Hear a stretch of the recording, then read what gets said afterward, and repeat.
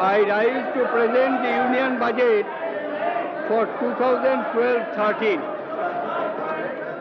For the Indian economy, this was a year of recovery interrupted.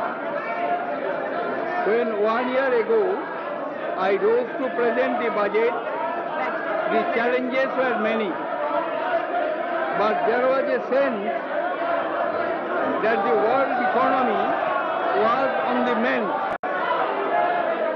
The budget was presented in the first glimmer of hope, but reality turned out to be different. The sovereign debt crisis, please.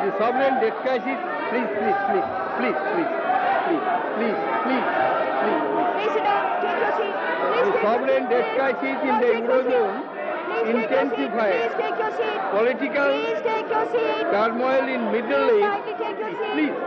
Kindly take your seat. Please. Kindly take your seat. Please. No, please. Please. You're a senior member. Please. No. Please. Sit down. Please. Sit down. Please. I'm standing. Observe the courtesy. Please observe the courtesy. Observe the courtesy. Sit down. Please sit down. No, sit down. Please से बैठ जाइए. No. आप क्या कर रहे हैं? बैठ जाइए. Please sit down. No. What do you want? No, you're sitting down. There is enough time.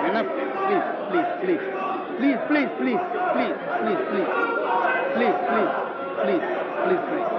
Don't get so agitated. Sit down. Please. बैठ जाइए. बिल्कुल बैठिए. Okay. बैठ जाइए. हो गया. Nothing else will go. Please. Sit down. Please sit down. He is performing a constitutional duty, and please don't obstruct. Madam Speaker, right. With your permission, No. I want to start from the beginning because few lines were not heard in the Dean and Basel. Yes. Therefore, I am seeking your permission. Madam Speaker, I rise to present the Union Budget for 2012-13. For the Indian economy, this was a year of recovery interrupted. When 1 year ago I rose to present the budget, the challenges were many, but there was a sense that the world economy was on the mend. The budget was presented in the first glimmer of hope, but reality turned out to be different. The sovereign debt crisis in the Eurozone intensified.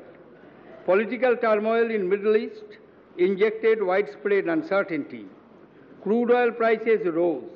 An earthquake struck Japan, and the overall gloom refused to lift.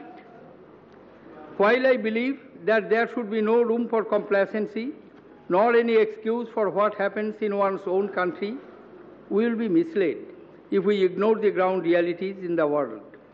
The global crisis has affected us. India's gross domestic product is estimated to grow by 6.9% in 2011-12, after having grown at the rate of 8.4% in each of the two preceding years. Though we have been able to limit the adverse impact of this slowdown in our economy, this year's performance has been disappointing. But it is also a fact that in any cross-country comparison, India still remains among the front-runners in the economic growth. For the better part of the past 2 years, we had to battle near double-digit headline inflation. Our monetary and fiscal policy response during this period was geared towards stemming domestic inflationary pressures. A tight monetary policy impacted at investment and consumption growth. The fiscal policy had to absorb expanded outlays and subsidies and duty reduction to limit the pass-through of the higher fuel prices to consumers. As a result, growth moderated and fiscal balance deteriorated. But there is good news in detail. With agriculture and services continuing to perform well, India's slowdown can be attributed almost entirely to weak industrial growth. While we do not have aggregate figure for the last quarter, of 2011-12, numerous indicators pertaining to this period suggest that the economy is now turning around. There are signs of recovery in coal, fertilizer, cement and electricity sectors. These are core sectors that have an impact on the entire economy. Indian manufacturing appears to be on the cusp of a revival. We are now at a juncture when it is necessary to take hard decisions. We have to improve our macroeconomic environment and strengthen domestic growth drivers to sustain high growth in the medium term. We have to accelerate the pace of reform and improve supply-side management of the economy. Madam Speaker, we are about to enter the first year of the 12th five-year plan, which aims at faster, sustainable and more inclusive growth. The plan will be launched with the budget proposals for the year 2012-13. In keeping with the stated priorities, I have identified 5 objectives that we must address effectively in the ensuing fiscal year. These are: focus on domestic demand-driven growth recovery, create conditions for rapid revival of high growth in private investment, address supply bottlenecks in agriculture, energy, transport sectors, particularly in coal, power, national highways, railways and civil aviation. Intervene decisively to address the problem of malnutrition, especially in the 200 high-burden districts, and expedite coordinated implementation of decisions being taken to improve delivery system, governance and transparency, and address the problem of black money and corruption in public life. Madam Speaker, today India has global responsibility of a kind that it did never have earlier. Our presence at the high table of the global economic policymakers is a matter of some satisfaction. It, however, places new responsibilities on our shoulders. If India can continue to build on its economic strength, it can be a source of stability for the world economy and provide a safe destination for restless global capital. I know that mere words are not enough. What we need is a credible roadmap backed by a set of implementable proposals to meet these objectives. In my attempt to do so, I have benefited from the able guidance of Honorable Prime Minister Dr. Manmohan Singh and strong support of the UPA chairperson, Srimati Sonia Gandhi. I would now begin with a brief overview of the economy. Yesterday, I laid on the table of the House the Economic Survey 2011-12, which gives a detailed analysis of the economy over the past 12 months. India's GDP is estimated to grow at 6.9% in real terms in 2011-12. The growth is estimated to be 2.5% in agriculture, 3.9% in industry, 9.4% in services. There is a significant slowdown in the comparison to the preceding 2 years, primarily due to deceleration in industrial growth, more specifically in private investment. Rising cost of credit and weak domestic business sentiment added to this decline. The headline inflation remained high for most part of the year. It was only in December 2011 that it moderated to 8.3%, followed by 6.6% in January 2012. Monthly food inflation declined from 20.2% in February 2010 to 9.4% in March 2011 and turned negative in January 2012. Though the February 2012 inflation figures has gone up marginally, I expect the headline inflation to moderate further in the next few months and remain stable thereafter. India's inflation is largely structural, driven predominantly by agricultural supply constraints and global cost pulls. Evidence suggests that prolonged periods of high food inflation tend to get generalized. Fortunately, steps taken to bridge gaps in distribution, storage and marketing systems to strengthen food supply chains have helped us in a more effective management of inflation and led to a decline in food inflation.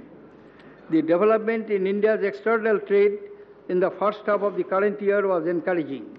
During April-January 2011-12, exports grew by 23% to reach $243 billion US, while imports at $391 billion US recorded a growth of over 29%. What is heartening is that India has successfully achieved diversification of export and import markets. The share of Asia, including ASEAN, in total trade increased from 33.3% in 2000-2001 to 57.3% in the first half of 2011-12. This has helped us weather the impact of global crises emanating from Europe and to a lesser extent from United States of America. The current account deficit as a proportion of GDP for 2011-12 is likely to be around 3.6%. This, along with the reduced net capital inflows in the second and third quarters, put pressure on the exchange rate. Taking a bird's-eye view of the entire economy and keeping in mind the difficult global environment, I expect India's GDP growth in 2012-13 to be 7.6%, plus minus 0.25%. I expect the average inflation to be lower next year. I also expect the current account deficit to be smaller, aided by improvement in domestic financial savings. Madam Speaker, I now turn to the growth and fiscal consolidation. Our fiscal balance has deteriorated in 2011-12 due to slippage in the direct tax revenue and increased subsidies. On both counts, our underlying assumptions at the time of budget presentation last year were belied by subsequent developments. The profit margins came under pressure due to higher interest rates and material costs. These impacted growth in the corporate taxes. Further, against an assumption of $90 US a barrel, the average price of crude oil in 2011-12 is likely to exceed $115 US. This has necessitated higher outlay on subsidies than projected. The continuing uncertainty in the global environment makes it necessary for us to strike a balance between fiscal consolidation and strengthening macroeconomic fundamentals to create adequate headroom to deal with future shocks. The implementation of the Fiscal Responsibility and Budget Management Act 2003 at center and the corresponding acts at the state level was the pivot in successful consolidation of our fiscal balance prior to the global financial crisis of 2008. The outbreak of the crisis coincided with the year when the mandated target of 3% fiscal deficit and elimination of revenue deficit were to be achieved. The government had to deviate from the targets due to injection of fiscal stimulus at that time. Following my announcement in the last budget speech, I am now introducing the amendments to the FRBM Act as part of the Finance Bill 2012. The fiscal targets for Centre under the amendments to the FRBM Act are indicated in the budget documents. Meanwhile, I would like to highlight two of its features that are steps in the direction of the expenditure reforms. First, the concept of effective revenue deficit introduced in the last budget to address the structural imbalance in the revenue account is being brought in as a fiscal parameter. Effective revenue deficit is the difference between revenue deficit and grants for creation of capital assets. Focusing on these will help in reducing the consumptive component of revenue deficit and create space for increased capital spending. Second, a provision for the medium-term expenditure framework statement is being introduced in the Act. This statement shall set forth a 3-year rolling target for the expenditure indicators. It would help in undertaking a de novo exercise for allocating resources for prioritized schemes and weeding out others that have outlived their utility. This would provide greater certainty in multi-year budgeting framework. It would also encourage efficiencies in expenditure management. In implementing the 12th plan, the recommendations made by the expert committee to streamline and reduce the number of the centrally sponsored schemes and to address plan and non-plan classification would be kept in view. the central plan scheme monitoring system would be expanded to facilitate better tracking and utilization of funds released by the central government. Madam Speaker, fiscal consolidation calls for efforts both to raise the tax GDP ratio and to lower the expenditure. In this context, we need to take a close look at the growth of our revenue expenditure, particularly on subsidies. The major subsidies at the center are food, fertilizers, and petroleum products. Some subsidies at this juncture in our development are inevitable, but they become undesirable if they compromise the macroeconomic fundamentals of the economy, more so when they don't reach the intended beneficiaries. The government has decided that from 2012-13, subsidies related to food and for administering the Food Security Act will be fully provided for. All other subsidies will be funded to the extent they can be borne by the economy without any adverse implications. It would be my endeavor to restrict the expenditure on central subsidies to under 2% of GDP in 2012-13. Over the next 3 years, it will be further brought down to 1.7% of GDP. Such a step needed to improve the quality of the public spending. Our efforts now will be directed towards better targeting and leakage-proof delivery of the subsidies. Recommendations of the task force headed by Shri Nandan Nilekhani on IT strategy for direct transfer of subsidy have been accepted. Based on these recommendations, a mobile-based fertilizer management system has been designed to provide end-to-end information on the movement of fertilizers and subsidies from the manufacturer to the retail level. This will be rolled out nationwide during 2012. Direct transfer of subsidy to the retailer and eventually to the farmer will be implemented in subsequent phases. This step will benefit 12 crore farmer families while reducing expenditure on subsidies by curtailing misuse of fertilizers. All the 3 public sector oil marketing companies launched the LPG transparency portal to improve the customer services and reduce leakage. A pilot project for selling LPG at market prices and reimbursement of subsidy directly into the beneficiary's bank account is being conducted in Mysore. A similar pilot project on direct transfer of the subsidy for kerosene into the bank accounts of the beneficiaries has been initiated in Alwar district of Rajasthan. The other platform has also been successfully used to validate PDS ration cards in Jharkhand. These pilot projects show that the substantial economies in subsidy outgo can be achieved by the use of other platforms. It will be our endeavor to scale up and roll out these other enabled payments for various government schemes in at least 50 selected districts within the next 6 months. Madam Speaker, as honourable members are aware, the Direct Tax Code Bill was introduced in Parliament in August 2010. It was our earnest desire to give effect to the DTC from April 1, 2012. However, we received the report of the Parliamentary Standing Committee on March 9, 2012. We will examine the report expeditiously and take steps for the enactment of DTC at the earliest. Similarly, the Constitution Amendment Bill, a preparatory step in implementation of the Goods and Services Tax, was introduced in Parliament in March 2011 and is before the Parliamentary Standing Committee. As we await the recommendations of the committee, drafting of model legislation for centre and state GST in concert with the states is under progress. The structure of GST network has been approved by the empowered committee of the state finance ministers. GSTN will be set up as a national information utility and will become operational by August 2012. The GSTN will implement common PAN-based registration, returns filing, and payments processing for all states on a shared platform. The use of PAN as a common identifier in both direct and indirect taxes will enhance transparency and check tax evasion.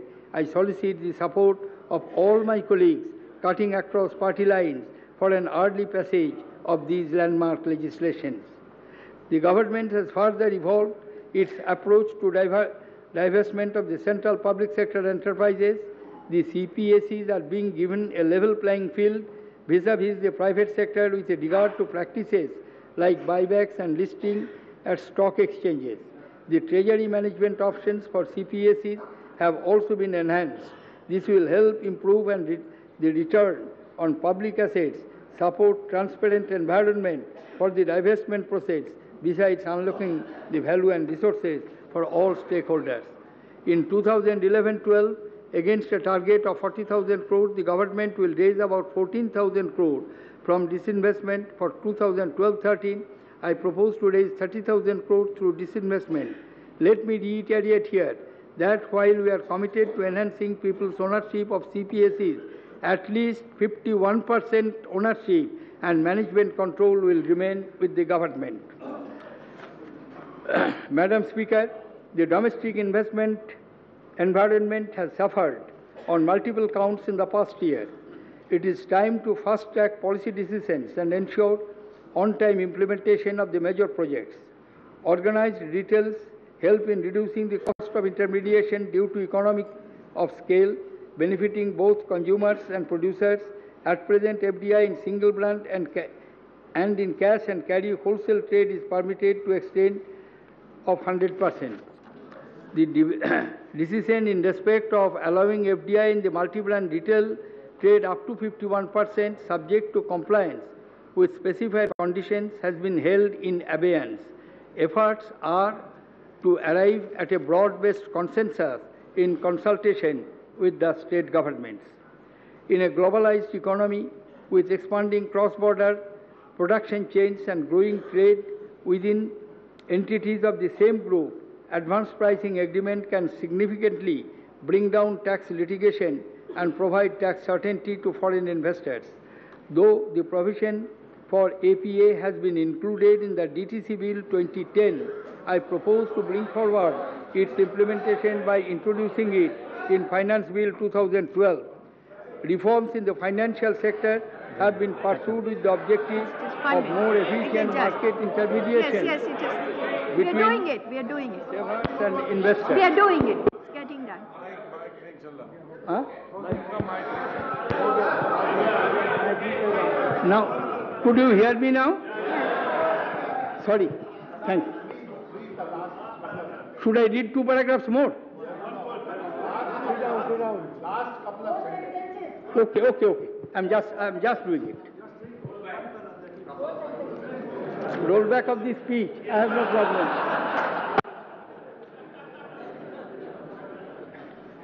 I am reading from paragraph 33. In a globalized economy with the expanding cross-border production chains and growing trade within the entities of the same group, advanced pricing can significantly bring down tax litigation and provide tax certainty to foreign investors. Though the provision for advanced pricing agreement has been included in the DTC Bill 2010, I propose to bring forward its implementation by introducing it in the Finance Bill 2012.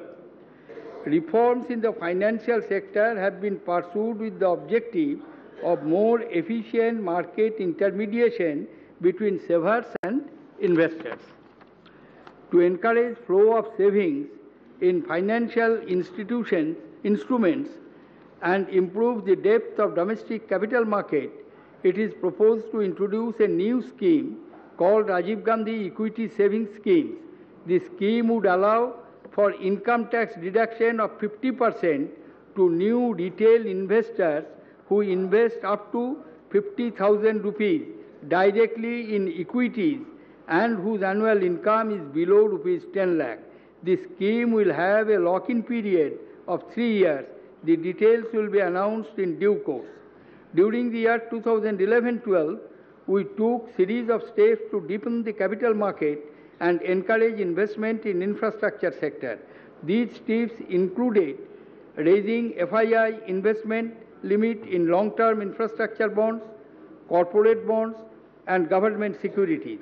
The limit on external commercial borrowing was also raised, and qualified foreign investors were allowed to invest in specified Indian mutual funds and directly in equities. Madam Speaker, I now propose to take the next steps in deepening the reforms of the capital market by allowing qualified foreign investors to access Indian corporate bond market, simplifying the process of issuing initial public offers, lowering their costs and helping companies reach more retail investors in small towns. To achieve this, in addition to the existing IPO process, I propose to make it mandatory for companies to issue IPOs of rupees 10 crore and above in electronic form through the nationwide broker network of stock exchanges, providing opportunities for wider shareholder participation in important decisions of the companies through electronic voting facilities, besides existing process for shareholder voting, which would be made mandatory initially for top listed companies, and permitting two-way fungibility of Indian depository receipts subject to a ceiling with the objective of encouraging greater foreign participation in Indian capital market. We have received the recommendations of the Standing Committee on Finance on the Pension Fund Regulatory and Development Authority Bill 2011, Banking Laws Amendment Bill 2011, Insurance Laws Amendment Bill 2008. Official amendment to these bills will be moved in this session of the Parliament. To take forward process of financial sector's legislative reforms, the government proposed to move the following bills in the budget session of the Parliament: Microfinance Institutions Development and Regulation Bill 2012, National Housing Bank Amendment Bill 2012, Small Industries Development Bank of India Amendment Bill 2012, National Bank for Agricultural and Rural Development Amendment Bill 2012, Regional Rural Banks Amendment Bill 2012, Indian Stamp Amendment Bill 2012, Public Debt Management Agency of India Bill 2012. The Enforcement of Security Interest and Recoveries of the Debts Laws Amendment Bill 2011 was already introduced in Parliament. The government is committed to protect the financial health of the public sector banks and financial institutions. For the year 2012-13, I propose to provide 15,888 crores for capitalization of the public sector banks, regional rural banks, and other financial institutions, including NABARD. The government is also examining the possibility of creating a financial holding company which will raise resources to meet the capital requirements of the public sector banks. To bring banking payment structure at par with the global standards, a comprehensive action plan has been prepared for implementation in 2012-13. A central Know Your Customers depository will be developed in 2012-13 to avoid the multiplicity of the registrations and data upkeep. A committee set up by RBI to examine the existing classifications and suggest revised guidelines on priority sector lending has submitted its report. After stakeholder consultations, revised guidelines will be issued. Madam Speakers, in 2010-11, Swabhiman campaign was launched to extend the banking facilities through business correspondence to habitations having population in excess of 2,000. I am happy to announce that out of 73,000 identified habitations that were to be covered by March 2012, 70,000 habitations have already been provided with the banking facilities. With this, over 2.55 crore beneficiary accounts would have been operationalized. The remaining habitations are likely to be covered by March 31st, 2012. As a next step, ultra-small branches are being set up at these habitations where the business correspondent would deal with cash transactions. In 2012-13, I propose to extend the Swabhiman campaign to habitations with population of more than 1,000 in northeastern and hilly states, and to other habitations which have crossed population of 2,000 as per Census 2011. Regional rural banks have played a crucial role in meeting the credit needs of rural areas. I am happy to inform that out of 82 RRBs in India, 81 have successfully migrated to the core banking solutions and have also joined the National Electronic Fund Transfer System. The government has initiated the process of capitalization of 40 financially weak RRBs, which has been completed in respect of 12 RRBs by the end of February 2012. I propose to extend the scheme of capitalization of weak RRBs by another 2 years to enable all the states who are also the co-owners of these banks to contribute their share. Madam Speaker, let me now turn to infrastructure and industrial development. Lack of adequate infrastructure is a major constraint in our growth. The strategy we have followed so far is to increase the investment in infrastructure through a combination of public investment and public-private partnership. During the 12th plan period, infrastructure investment will go up to rupees 50 lakh crore. About half of this is expected to come from private sector. Viability gap funding under the scheme to support the PPP in infrastructure is an important instrument in attracting private investment into the sector. This year it has been decided to make irrigation, including dams, channels and embankments, terminal markets, common infrastructure in agricultural markets, soil testing laboratories, capital investment in fertilizer sectors eligible for viability gap funding under this scheme. Oil and gas and LNG storage facilities and oil and gas pipelines, fixed network for telecommunication and telecommunication towers will also be made eligible sectors for viability gap funding. The government has approved guidelines for establishing joint venture companies by defence public sector undertakings in PPP model. This will serve the dual purpose of achieving substantive self-reliance in the defence sector and production of state-of-the-art of the defence goods. I had announced the setting up of infrastructure debt funds to tap the overseas markets for long tenure pension and insurance funds. I am happy to inform the House that the first infrastructure debt fund with an initial size of rupees 8,000 crore has been launched earlier in this month. For the year 2011-12, tax-free bonds for rupees 30,000 crore were announced for financing infrastructure projects. I propose to double this amount to raise it to 60,000 crore in 2012-13. This includes 10,000 crore for National Highway Authority of India, 10,000 crores for IRFC, 10,000 crores for IIFCL, 5,000 crore for HUDCO, 5,000 crore for National Housing Bank, 5,000 crore for SIDBI, 5,000 crore for ports, and 10,000 crore for power sector. A harmonized master list of the infrastructure sector has been approved by the government. This will help in removing ambiguity in the policy and regulatory domain and encourage investment in the infrastructure sector. To ease access to credit to infrastructure projects, India Infrastructure Finance Company Limited has put in place a structure for credit enhancement and takeout finance, a consortium for direct lending and grant of in-principle approval to developers before the submission of bids for PPP projects has also been created.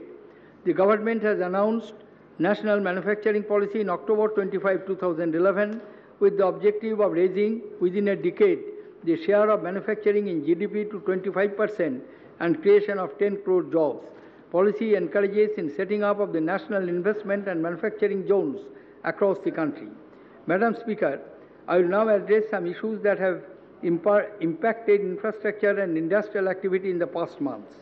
In power generation, fuel supply constraints are affecting the production prospects. To address this concern, Coal India Limited has been advised to sign fuel supply agreements with power plants that have entered into long-term power purchase agreement with DISCOMs and would get commission on or before March 31, 2015. An interministerial group is being constituted to undertake periodic review of the allocated coal mines and make recommendations on deallocations if so required. I propose to allow external commercial bank borrowing to part finance rupee debt of existing power projects. The Ministry of Road Transport and Highways is set to achieve its target of awarding projects covering a length of 7,300 km under NHDP during 2011-12.